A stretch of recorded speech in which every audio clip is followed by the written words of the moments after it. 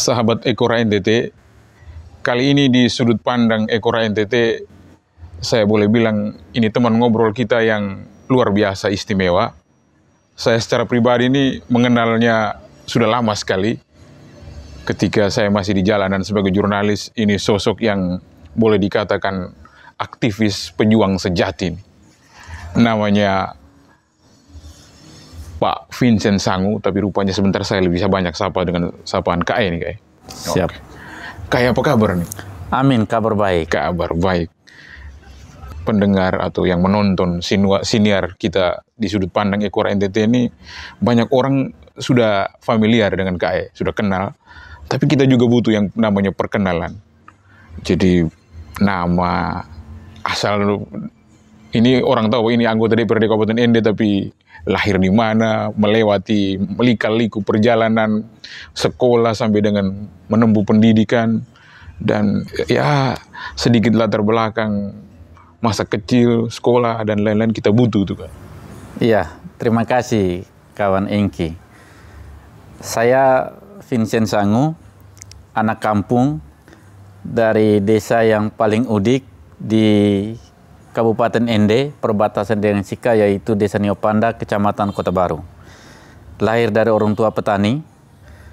Saya menempuh pendidikan dasar di kampung, SDK Niopanda, SMP Negeri Magekoba di Kecamatan Maurole. Saat zaman saya masih SMP di utara, dan beberapa kecamatan di utara hanya satu sekolah, yaitu di SMP Maurole. Kemudian di SMA saya melanjutkan pendidikan di Sekolah Menengah Kejuruan SMK Katolik Yosudarso. Pendidikan perguruan tinggi saya di Universitas Flores dari Fakultas Hukum. Setelah itu saya lanjut pendidikan pasca sarjana dari Universitas Nusa Cendana Kupang. Ya, itu perkenalan singkat terkait dengan pendidikan. Ya, memang saat saya menempuh pendidikan strata 1, saya ikut bergelut dengan organisasi kampus baik internal maupun eksternal. Di internal kampus saya juga dipercayakan menjadi senat fakultas, bahkan sampai merintis pembentukan BEM Universitas Flores. Kemudian juga ikut kegiatan-kegiatan internal kampus, pernah menjuarai lomba karya ilmiah, membawakan nama perguruan tinggi Universitas Flores di Kota Kupang pada tahun 2005 lalu. Kemudian organisasi ekstra kampus, saya menjadi aktivis Gerakan Mahasiswa Nasional Indonesia Cabang Ende. Ya, sempat dipercayakan menjadi ketua di tingkat cabang. Kira-kira itulah anak kampung, kuliah di kampung, dan menjadi aktivis di kampung sendiri.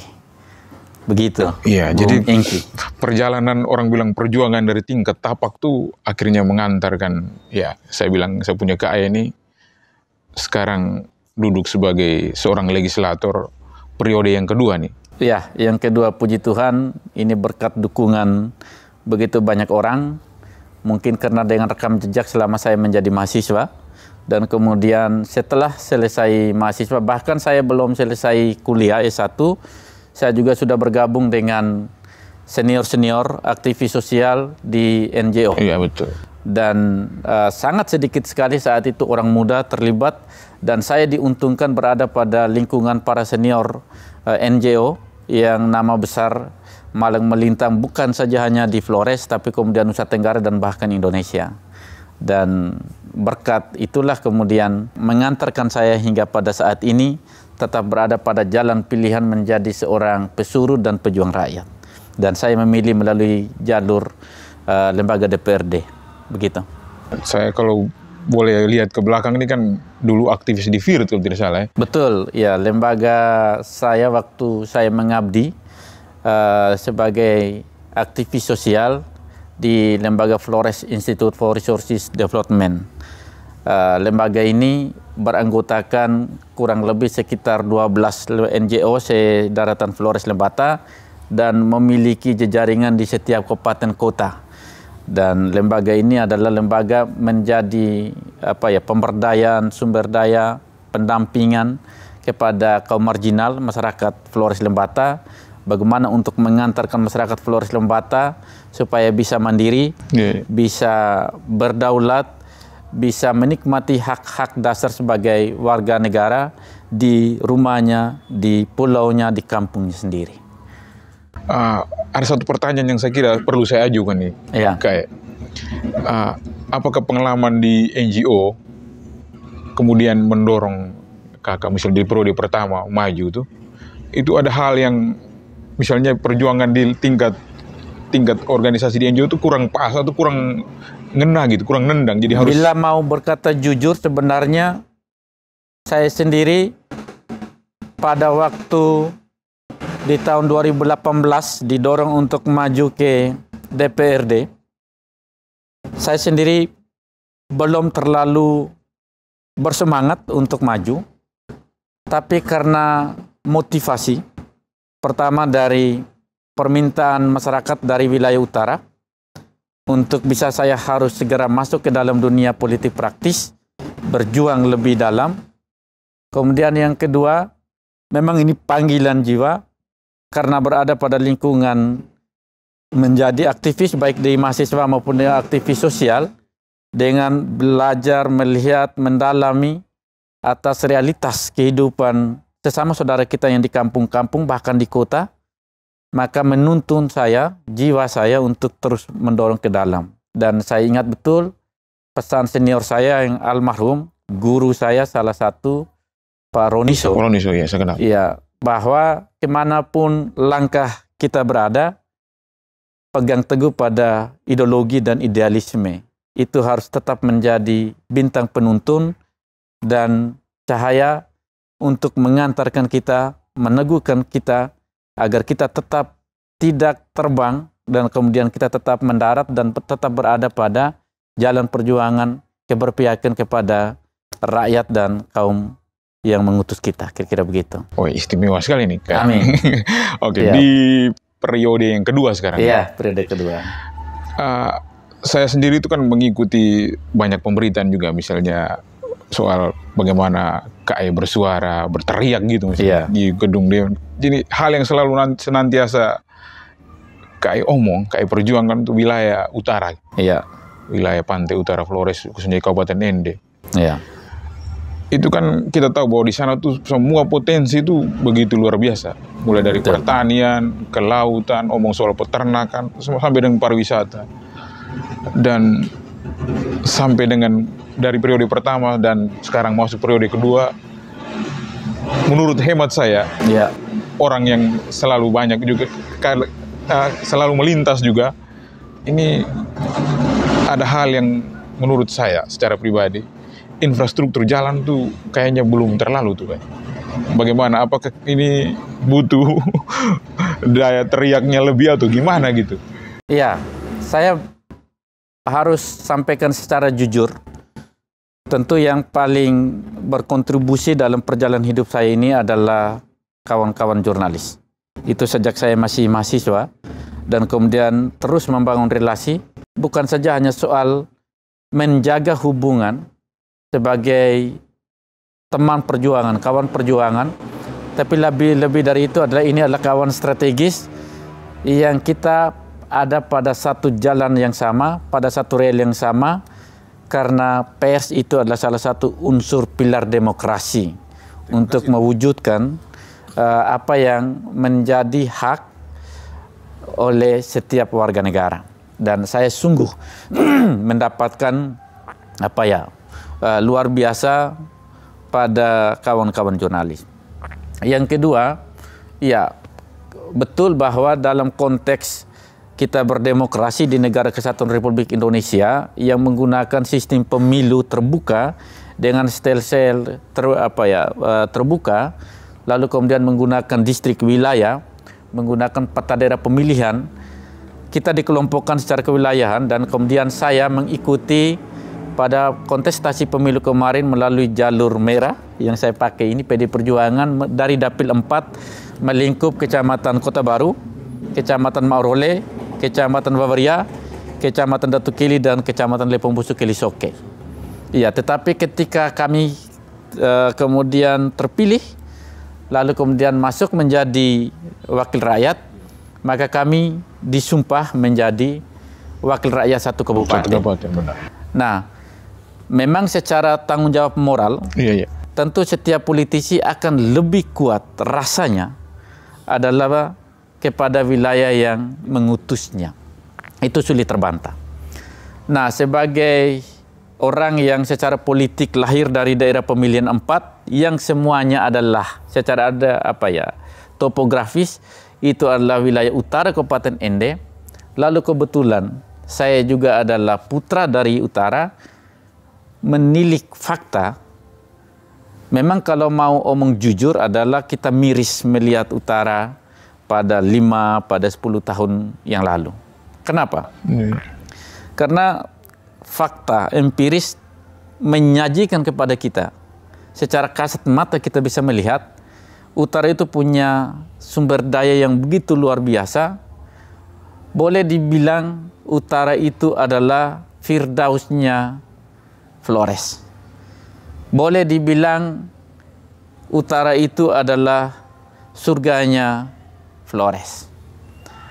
Tapi kemudian kita melihat fakta, kemiskinan di utara, tindakan perdagangan orang di utara begitu banyak, tindakan pelanggaran terhadap perempuan, anak begitu banyak, angka pidananya itu juga begitu banyak. Ini yang membuat miris. Memang itulah kemudian menjadi tanggung jawab moral bagi siapa saja yang ingin untuk bukan saja hanya masyarakat utara, tetapi kemudian menjadikan utara sebagai dunia yang mendorong untuk kemajuan, terutama bagi Kabupaten Ende. Karena pandangan saya, Ende kini dan yang akan datang, Ende saat ini dan Ende masa depan itu adalah ada di utara. Ya. Pada beberapa aspek. Dengan melihat potensi yang dimiliki oleh utara. Potensi apakah yang dimiliki oleh utara? Pertama di sektor kelautan dan perikanan. Yang kedua di sektor pertanian. Yang ketiga di sektor perkebunan. Yang keempat kehutanan. Yang kelima sektor peternakan. Kemudian keenam kita bisa juga lihat itu soal pariwisata. Karena khusus untuk pariwisata, utara itu lumbung dunia wisata di sana ada, sektor wisata di sana ada. Baik wisata alam, wisata budaya, wisata sejarah. Wisata sejarah itu ada di daerah Datuk Keli. Di situ ada benteng Marilonga, tempat makam Marilonga. Kemudian ada wisata religi yang hari ini Gereja Keuskupan Agung Ende begitu serius memberikan perhatian utara. Itu juga saya sangat yakin dengan latar belakang pada masa lalu, Gereja Katolik memulai misinya itu di utara dan itu ada mulai di Paroki Roh Kudus Datuk Keli. Ya betul. Nah, dari potensi yang dimiliki oleh utara hari ini, tidak ada pilihan lain. Kalau kita hanya mendorong masyarakat saja, tentu saya agak pesimis untuk kecepatan pembangunan mengantarkan rakyat utara lebih cepat untuk sejahtera. Pilihannya adalah intervensi dari negara. Pilihannya adalah bagaimana kita mendorong supaya pemerintah daerah, baik itu provinsi maupun Kabupaten Ende, memberikan perhatian yang lebih kepada utara. Sekali lagi, beri perhatian kepada utara itu bukan hanya untuk masyarakat yang penghuni utara 5 kecamatan. Tapi dengan tadi yang saya berhitung, itu akan dampaknya, impactnya untuk kemajuan bagi Ende. Tantangan terberat hari ini, konektivitas pembangunan antar wilayah belum utuh terjalin. Gitu. Nah, apa infrastruktur? Itu adalah jalan. Real hari ini.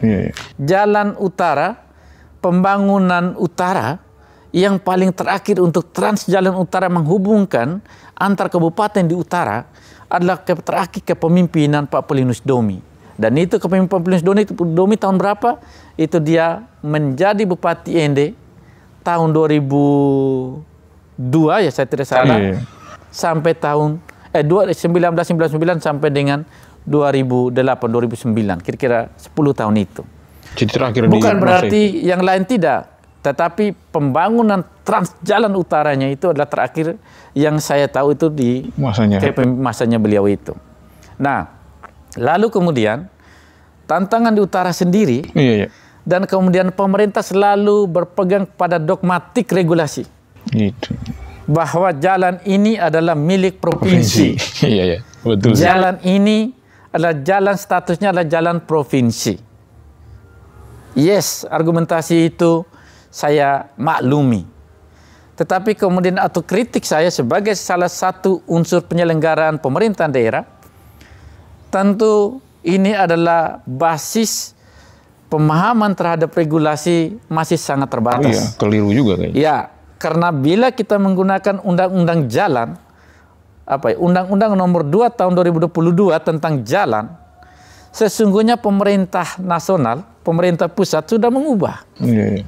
Atau setidaknya memberikan ruang yang cukup kepada setiap tingkatan pemerintah daerah di semua wilayah Negara Kesatuan Republik Indonesia, sekalipun itulah jalan desa atau sekalipun itu jalan antar RT, setiap struktur pemerintah Indonesia bisa melakukan intervensi pembangunan. Karena itu di sini titiknya adalah hanya ada dua. Pertama, soal pemerintah kita menguasai betul atau tidak isi dari tata regulasi. Oke. Kemudian yang kedua, ini soal political will. Kemauan politik. Ada tidak di setiap insan individu yang sedang menduduki pada jabatan publik tertentu. Menarik sekali nih. Kalau kemudian pada dua aspek ini kurang terlalu kuat dimiliki oleh penyelenggara negara, maka saya pun sangat yakin dalam tata laksana peta perpolitikan pembangunan daerah tentu sulit sekali untuk kami menghindari pembangunan hanya berdasarkan suka tidak suka, pembangunan berdasarkan hanya karena perhatian miring sesuai topografi. Dan begitu. Tinggal kue ini jatuhnya lebih miringnya kemana?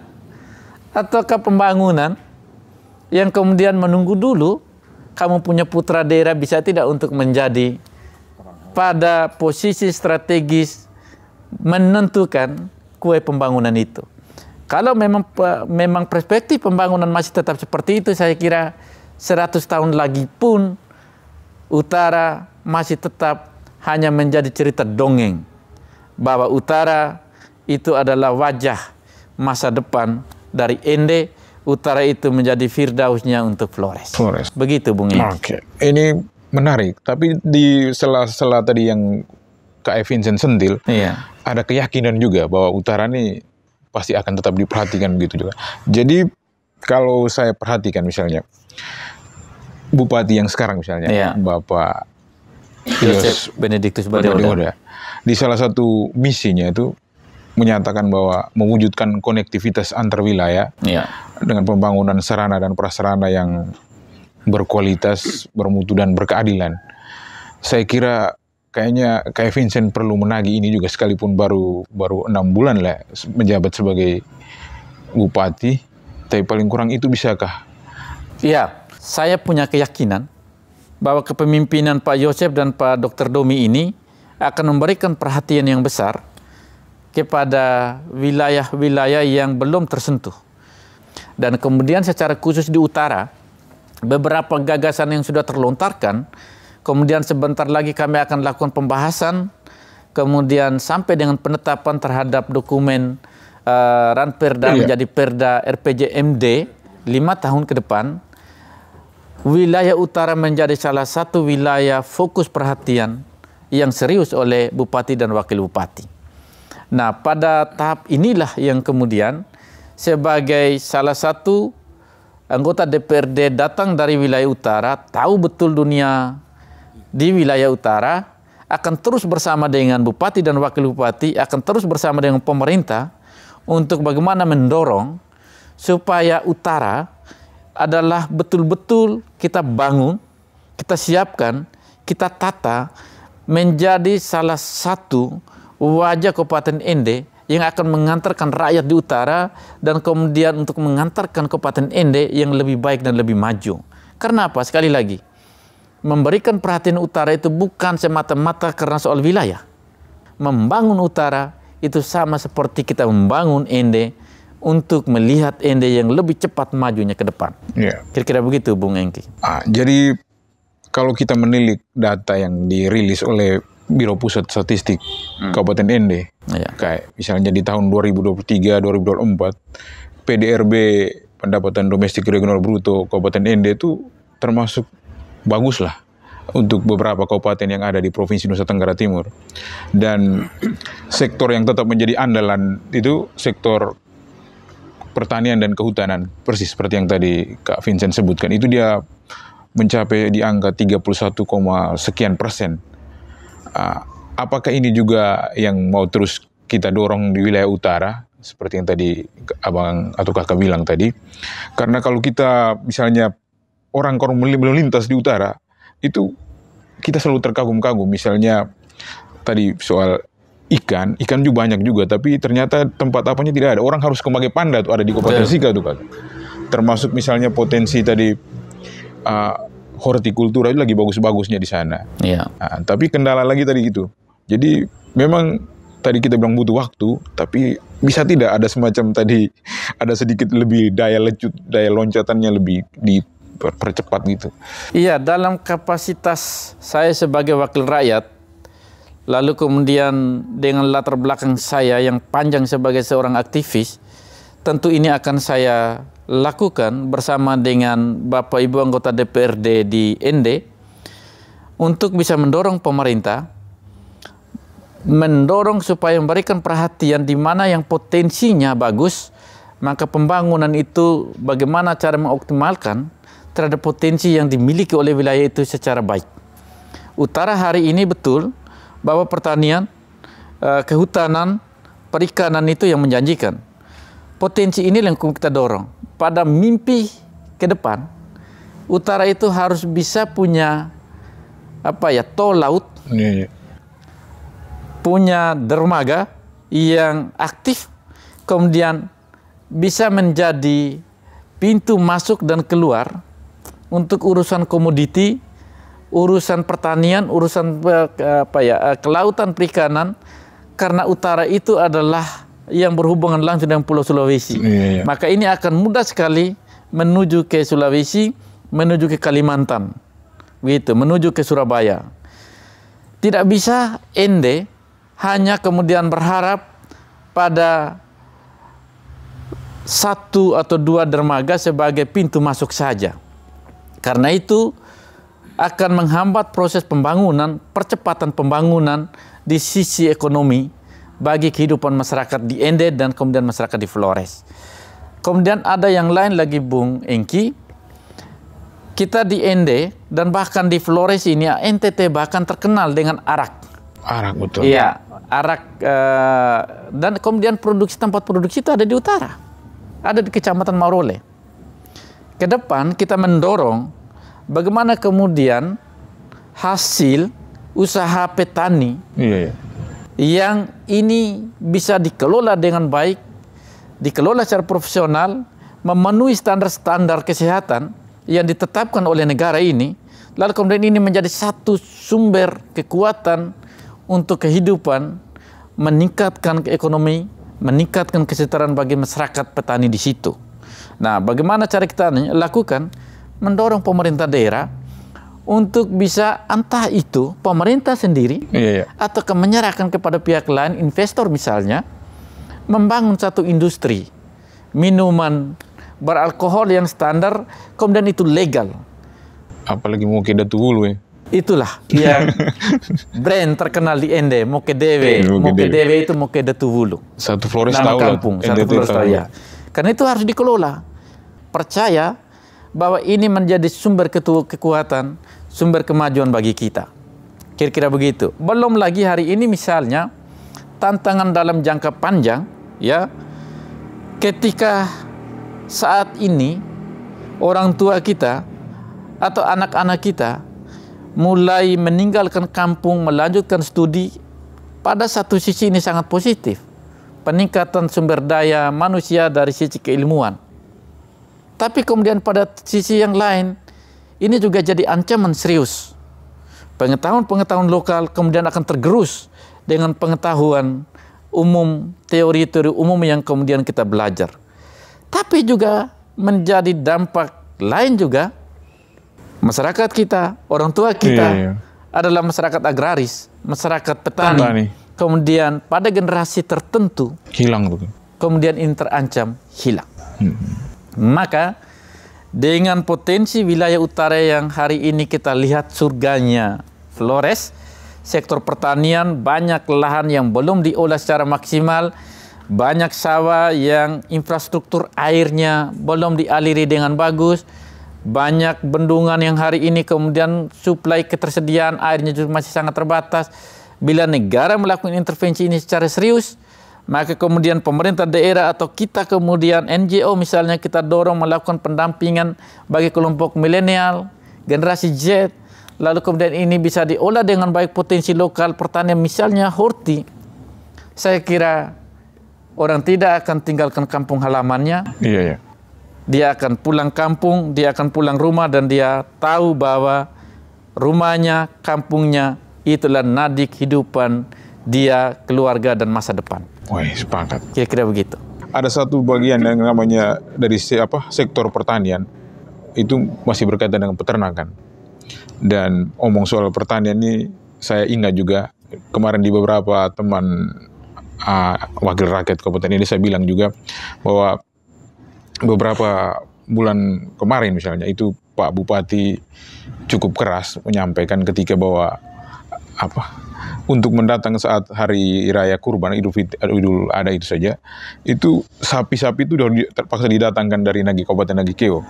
Padahal kita tahu bahwa di wilayah utara sendiri itu, sapi lumayan tuh, lumayan banyak. Saya sendiri pernah beberapa kali turun meliput dan berada bersama para petani, para peternak dan melihat itu. Dan harapannya adalah bahwa saya suka sekali atau saya pikir menarik ketika Pak Bupati itu mengatakan bahwa target di masa kepemimpinannya itu tiap tahun dari sektor pertanian itu menyumbang sekitar 12 miliar. Itu kira-kira ada semacam komentar atau tanggapan dari Kakak? Iya. Mimpi Bupati dan Wakil Bupati sangat luar biasa untuk pembangunan Ende, untuk kemajuan Ende dan untuk kesejahteraan rakyatnya. Fakta yang kita alami selama ini, salah satu sisi tadi adalah utara punya lumbung ternak, khususnya jenis ternak sapi begitu besar, pada hajatan tertentu, kemudian kita datangkan dari luar kabupaten. Dalam konteks perdagangan yang terbuka dan bebas, tentu kita tidak bisa melarang, kita hormati itu. Tapi pada konteks sebagaimana memaksimalkan potensi dan sumber daya yang dimiliki di kampung sendiri, di daerah sendiri, tentu ini menjadi catatan serius sebagai keprihatinan yang menjadi perhatian serius ke depan. Nah, kita tahu bersama bahwa utara hari ini bila kita mau lihat secara jujur dalam aspek tertentu, terutama di aspek ekonomi dan perdagangan, yang dampaknya itu bukan ke kota Ende. Iya. Tapi itu larinya ke dua wilayah perbatasan, yaitu Nagi Keo dan Sika. Oke. Bahkan ada beberapa sektor juga, pendidikan, kesehatan. Konteks ini menjadi tantangan tersendiri untuk Bupati saat ini. Iya. Bagaimana bisa mendorong, memaksimalkan potensi yang ada di sini, lalu kemudian secara kebijakan pemerintah, inti juga harus memberikan masukan yang berarti untuk daerah ini. Kita perlu mendorong kepada pemerintah, wajah pembangunan ke depan tidak bisa hanya kemudian datang dari pikiran, dituangkan di dalam tulisan, perencanaan, lalu kemudian dipraktekkan. Iya. Tapi harus pembangunan berbasis riset. Karena itu, kami akan mendorong pemerintah bagaimana membangun kerjasama dengan lembaga riset, entah itu lembaga riset independen sendiri atau ke lembaga riset yang dari lembaga akademisi, supaya bergandengan tangan mendorong pembangunan yang telah dilakukan riset dengan keilmuan, dengan standar-standar keilmuan, dengan perencanaan yang matang strategis, lalu kemudian pendampingan pun kita mendorong supaya ada intervensi atau perlu ada kolaborasi pembangunan dengan lembaga lain, terutama oleh NGO dan perguruan tinggi. Maka kita percaya bahwa ND tidak akan ketinggalan laju percepatan pembangunannya dengan wilayah lain bila perencanaan pembangunannya dilakukan dengan menggunakan atau ikut serta laju pembangunan, perencanaan pembangunan yang hari ini sudah sangat luar biasa dengan keilmuan, dengan teknologi, dengan kemajuan-kemajuan. Kita tidak tertinggal. Saya kira begitu. Kak Vincent, terima kasih untuk saya kira penegasan, tapi catatan ini luar biasa sekali. Mungkin ada semacam 1-2 pernyataan penutup. Tadi Kak Vincent sempat bilang bahwa jadi anggota dewan, lagi jadi wakil rakyat, benar bahwa kita mewakili wilayah kita, tapi juga butuh political will. Betul. Itu menurut saya penegasan yang menarik, Kakak. Iya, itu soal kemauan politik ya, kemauan baik. Tapi juga saya selalu melabeli diri saya sendiri itu adalah pesuruhnya rakyat yang dikontrak selama 5 tahun. Dengan penegasan identitas saya seperti ini, tentu saya harus tahu diri, saya datang dari mana, saya berasal dari mana, dan saya kemudian melangkah berjalan menuju kemana. Itu satu. Yang kedua, tentu untuk generasi muda perlu mempersiapkan diri secara baik. Dan persiapan diri tidak saja hanya kemudian saya punya akses, punya jejaringan ke partai politik, tapi tentu kita perlu mempersiapkan diri, kapasitas diri secara baik. Lalu kemudian yang terakhir, untuk masyarakat secara khusus di utara harus mempersiapkan diri dengan baik. Laju pembangunan saat ini sedang menuju ke utara. Utara itu menjadi tempat tujuan, tapi juga utara itu adalah menjadi lumbung untuk memberikan kehidupan bagi ND dan bagi masyarakat banyak. Karena potensi itu ada di utara, dan kita harus berani berteriak, kita harus berani mengatakan, dan kita harus bisa untuk membuka diri. Utara ini menjadi rumah bagi semua orang untuk datang mengabdi, datang untuk memberi hidup bagi banyak orang. Sahabat Ekor NTT, itu tadi pernyataan, penegasan, dan saya kira juga sumbangan insight untuk banyak orang muda di Kabupaten ND dan orang muda NTT di mana saja yang sudah disampaikan oleh Kak Vincent. Saya kira ND ini punya banyak orang muda, apalagi di gedung DPRD sendiri tuh banyak sekali orang muda yang luar biasa istimewa. Amin. Penegasan yang luar biasa tadi tidak hanya menyumbang raga, tapi juga menyumbang gagasan. Abang, terima kasih. Siap, terima kasih Bung Eng.